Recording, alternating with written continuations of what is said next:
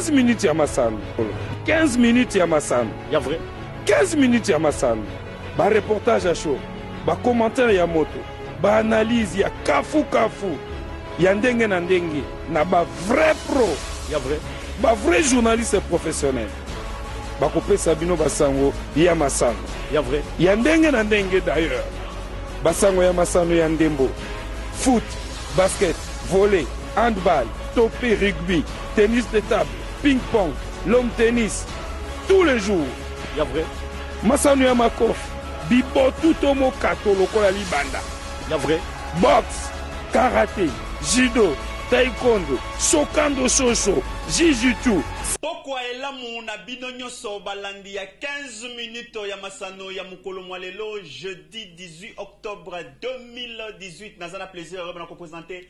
mpo na bino yango nga wa bino Roger Boya mpe naza na esengo makasi mpo ete édition ya mokolo mwa lelo ekumami na mwasi mbinga kitoko makasi ye nani Anemone Mpupa Soda Bemba ndenge biso tobengaka nde akumbi édition ya mokolo mwa lelo esengo na ngai eza nde mpo na bongo tokoyeba na kolobela mobange na evenema oyo eningisi Kisasa boyeba te baoyo nyonso bakanaki fibo na fibo bosambwe po Satan azwi pena mbata nsima makalekale fibo na fibo président Constant Omari azongisi bango na lima papa elombe papa mobokoli papa bolamu papa gentil ye nani Constant Omari 15 minutes ya masano ya vrai jamais ezala jamais salama na TV moko awa na leo 15 minutes ya masano kaka ndenge tolobaki na ebandeli ya mokolo mwa lelo boyeba ete kuna na siège ya Fédération Congolaise de Football Association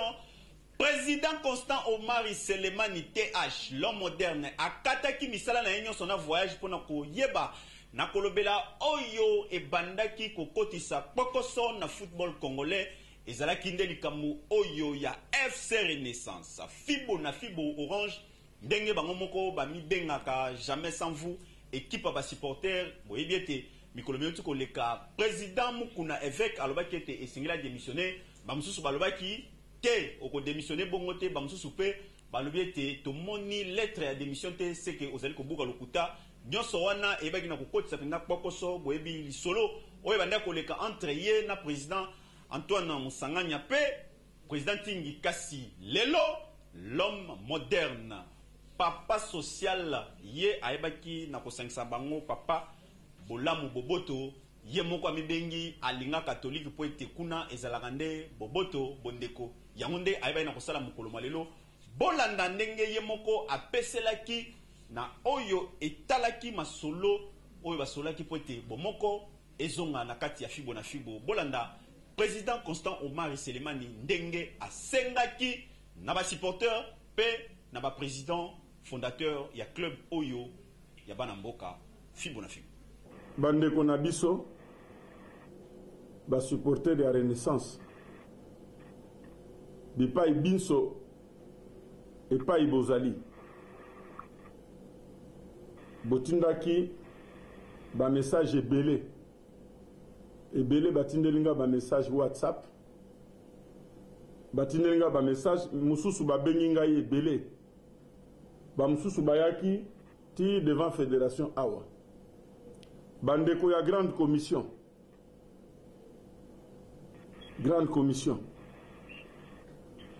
oyo bandaki équipe oyo boyebi ndenge nini ngai président ya FECOFA président Omari na bundaka na bino elongo po équipe oyo ezala créé ezala officiellement reconnu boyebi ndenge to bundaka po boyebi ba oyo balingaki équipe wana esalama te na bundaka te ata bino moko bosalinga na nzembo boselinga na nzembo mokolo moko na kati ya stade Omari yaka toyokana likambo ya recette bakoka te etusaka nga mingi yango wana lelo nazongi kozonga na ngai kozonga na ngai na Harare na invitaki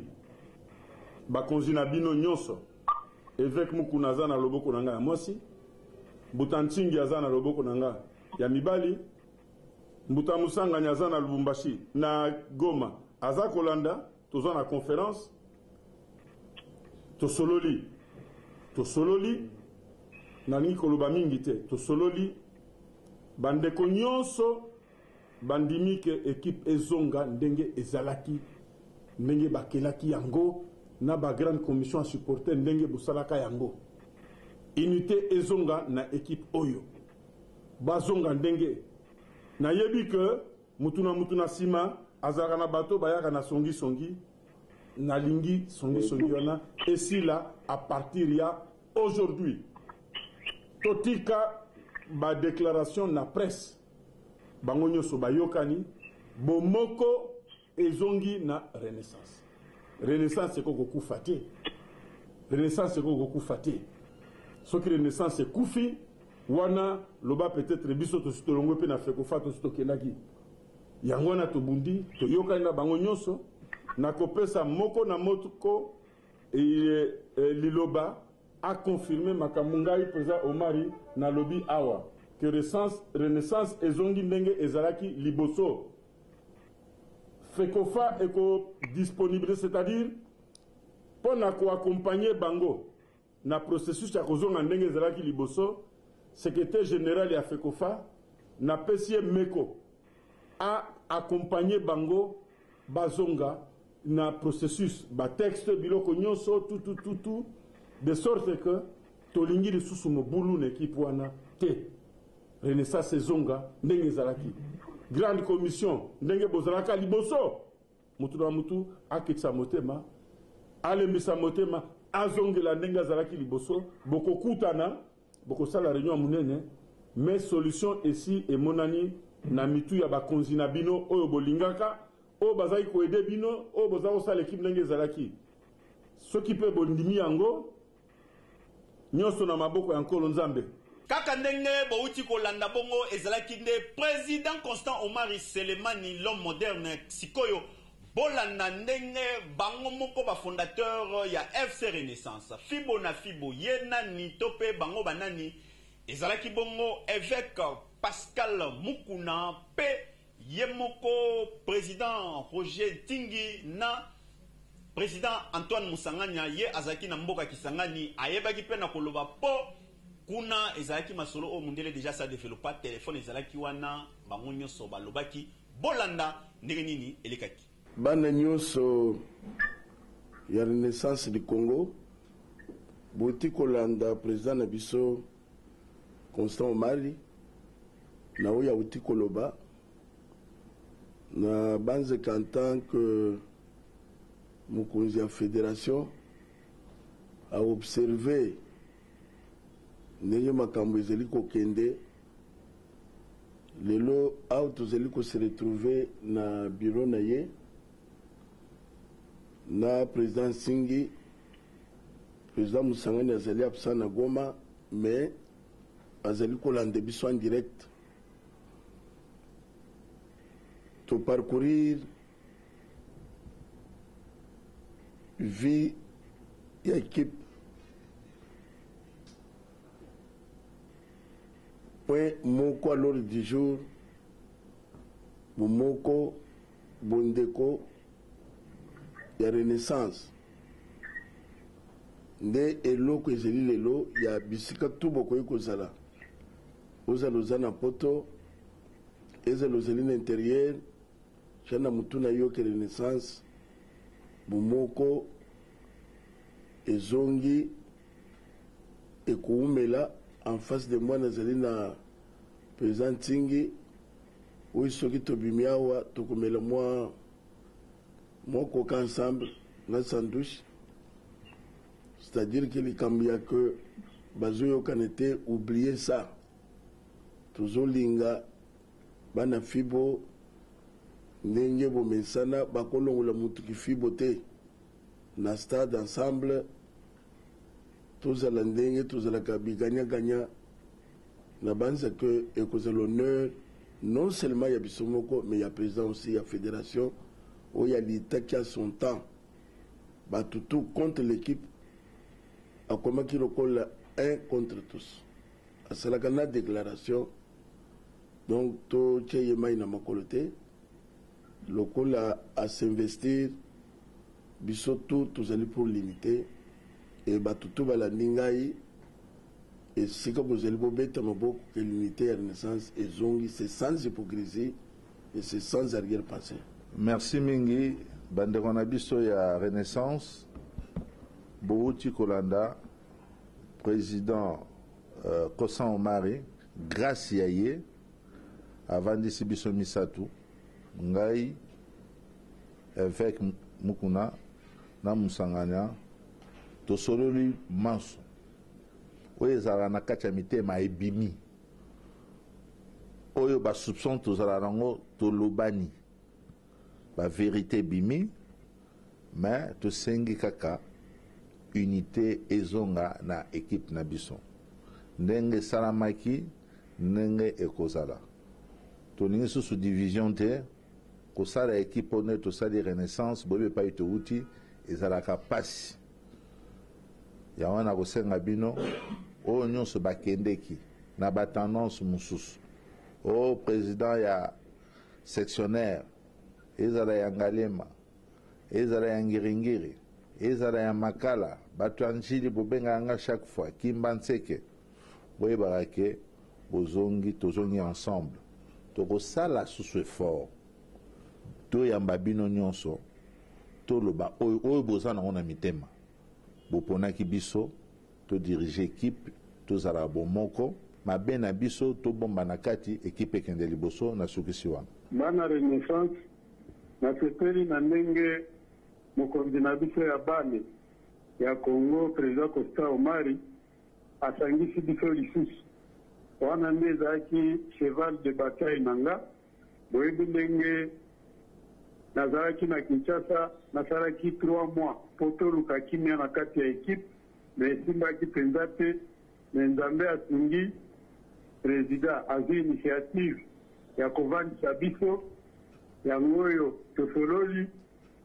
ngai président Ntingi président Mukuna tosololi tozwi quand même moi solution équipe unité ezonga unité esika unité eza te maye makambo etambola malamu eza te wana nde ezalaka toujours slogan na nga ezali unité nasengaka unité na makambo ya bale surtout ngai eloko nalingaka te ezali lukuta baoyo bayaka na lukuta mpo bakosa évêque mpo bakosa Ntingi basese makambo wana ekipe ekende liboso nakanisi oyo président Omari abandi lelo esuki wana te ayebisi biso ndenge akobengisa grande commission oyo ebanda Renaissance je dis bien pas grande commission oyo eza instrumentalisé tolingi division susu kati ya équipe te tolingi grande commission oyo ebandaka na équipe bakosola na président Omari comme ça unité ezonga biso moko tokokutana na président Omari ndenge touti kosolola awa tokokutana mutu nyonso aloba lisusu oyo ezaki kati na motema na ye elongwa ekipe na biso ekende liboso tokomi na suka ya 15 minutes ya masano ya mokolo mwa lelo soki bosepelaki na yango bopesa merci bongo na équipe rédactionnelle mobimba ya 15 minutes ya masano merci na assistance oyo technique ya John Mpoyi pe na édition pe rédaction ya mokolo mwa lelo concouru par Soda Bemba Anemon Pupa ye nde mutu akumbaki masolo po ete boya mangana banda ko ngawa bino Roger Boya ezaki ngawa bino na présentation pe tokoyeba na kosenga kaka eloko moko soki oyebi masolo ya ndemo ndenge likaka te ko komplikaka te ti media atambolaka na ba léopard soki komi lisolo ya kokitisa na avion seki masolo ngo okomi ko bunga mabe kasi yeba ete masolo ngo soki ba s'en charger na yo biklepe oyeba na kozongisa pena makambo eza bien kokanaka na bato na coin ezali malonga te awa nde sala makasi okitisaki asali mosala na ye ye nani Géry Gérard Angengwa ti média ya Léopard okaye kombo Fiston Omar azongisi nani aza puissant sentir pendant que l'homme moderne sala ndembo ayebi yango okende tokotika à suivre ngai na bino.